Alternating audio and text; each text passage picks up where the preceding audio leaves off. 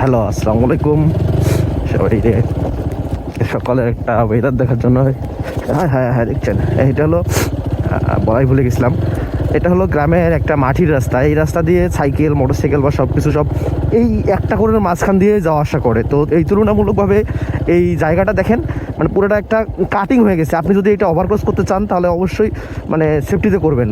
দেখা যাচ্ছে যে ওভারক্রস করতে গেলেন পড়ে যাওয়ার সম্ভাবনা। আমি যেমন এখন এরকম হয়েছিল, হ্যাঁ, বাইফল এরকম হয়ে যায়। আপনারা যদি দেখেন যে কোনো এক সাইডে ওঠার ট্রাই করতেছেন, এই সাইড থেকে এই সাইডে যাবেন, তাহলে দেখবেন যে মানে কাটিংটার জন্য উঠতে পারতেছেন না বা স্লিপ করে পড়ে যান। অনেকেই পড়ে যায়, নতুন যারা আসে তারা অবশ্যই পড়ে যায়। আমি আসি মাঝে মাঝে আর রাইড করা হয় জন্য আমার এরকম কিছু হলো না। কিন্তু এটা আপনাদের একটা মুহূর্ত, আপনি অবশ্যই এরকম একটা করে মাঝখান দিয়ে চালাইলে একটা হাতের একটা নিজের একটা স্কিল বা একটা ডেভেলপমেন্ট বা যে কোনো কিছুই করার মতো সম্ভব।